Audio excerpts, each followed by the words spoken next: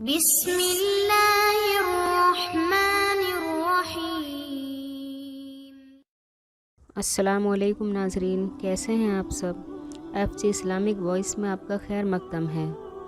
دوستو، آج ہم آپ کو بتائیں گے کہ جب فرعون حضرت موسیٰ علیہ السلام سے جادو کے مقابلے میں ہار گیا تو اس نے کیسے بنی اسرائیل پر اور زیادہ مظالم شروع کر دیے، اور کیسے اللہ نے فرعون اور اس کی قوم کو دریا میں غرق کیا۔ جب فرعون حضرت موسیٰ علیہ السلام سے جادو کے مقابلے میں ہار گیا تو اس نے جادوگروں کو دھمکایا کہ میں تمہیں سولی پر لٹکا دوں گا، لیکن جادوگر نہیں ڈرے کیونکہ وہ راہ راست پر آ چکے تھے اور ایک اللہ پر ایمان لا چکے تھے۔ اور فرعون جو موسیٰ علیہ السلام کی مخالفت کرتا تھا اس میں اور زیادہ شدت بڑھ گئی، کیونکہ اس مقابلے کے بعد اور زیادہ لوگوں میں موسیٰ علیہ السلام کی مقبولیت بڑھ چکی تھی۔ فرعون نے اپنی بیوی حضرت آسیہ پر بہت ظلم کیے، کیونکہ حضرت آسیہ نے فرعون کو خدا ماننے سے انکار کیا اور ایک اللہ پر ایمان رکھتی تھی۔ اس نے حضرت آسیہ کو کیلوں پر لٹا کر کھینچا، بہت اذیتیں دیں، تو اللہ نے بھی اس پر آزمائشیں ڈال دیں، اس پر عذاب آنا شروع ہو گئے، طوفان آنا شروع ہو گئے، کھیتیاں تباہ ہونے لگیں، ٹڈیوں نے کھیتیوں کو کھانا شروع کر دیا، مینڈکوں کا عذاب آیا، مختلف قسم کے عذاب آنا شروع ہو گئے۔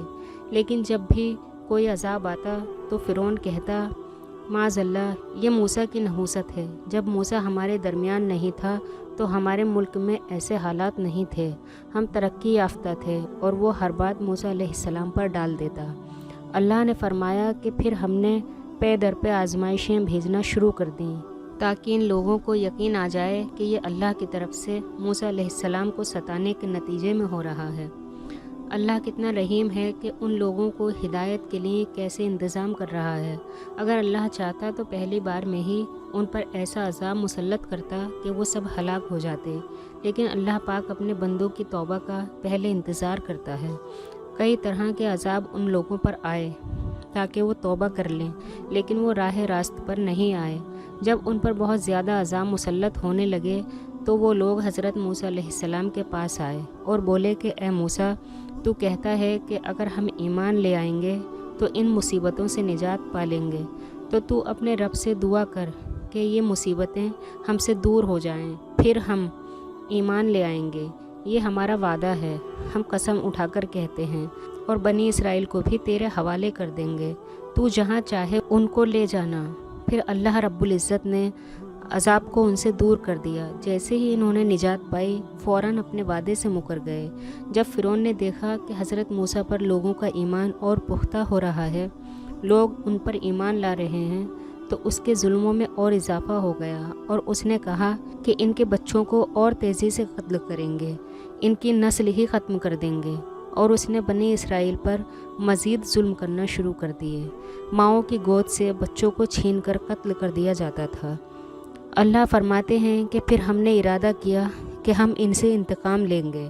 پھر اللہ نے حضرت موسیٰ علیہ السلام کی طرف وحی نازل فرمائی کہ اے موسیٰ، میرے بندوں کو لے کر راتوں رات مصر سے نکل جاؤ اور ارض شام کی طرف چلے جاؤ۔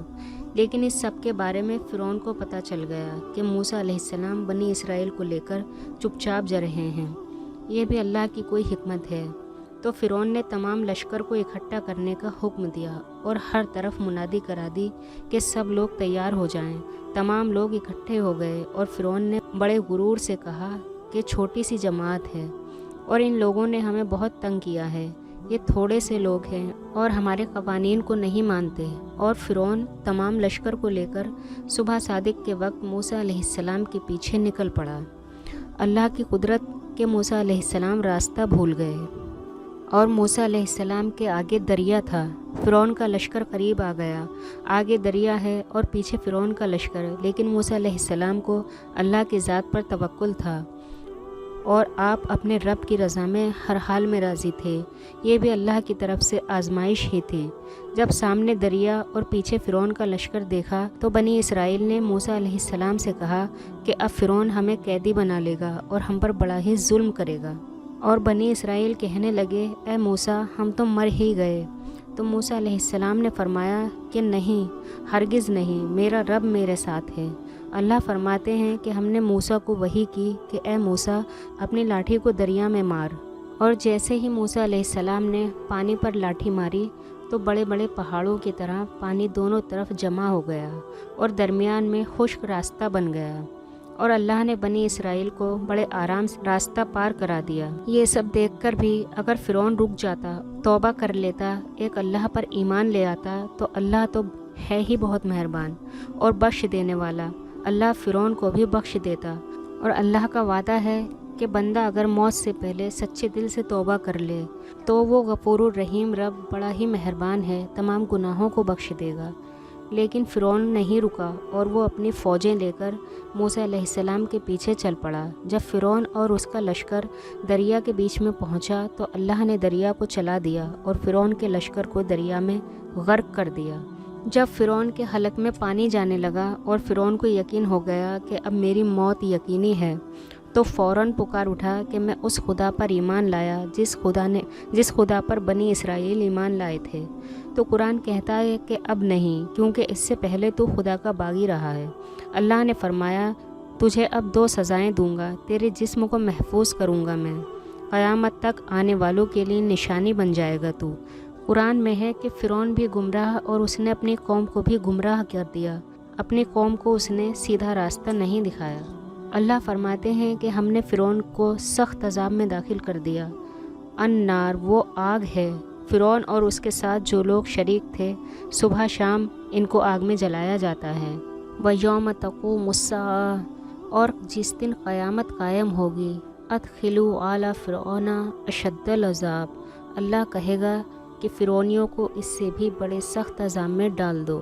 پھر قرآن نے آگے کی اس ہولناکیوں کا تذکرہ کیا ہے جس طرح یہ اس آگ میں چیخیں گے، چلائیں گے۔ اللہ پاک ہمیں جہنم کی آگ سے محفوظ رکھے۔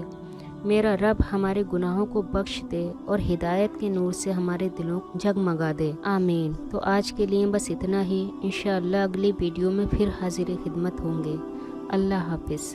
چینل کو سبسکرائب کریں، ویڈیو کو لائک اور شیئر کرنا نہ بھولیں۔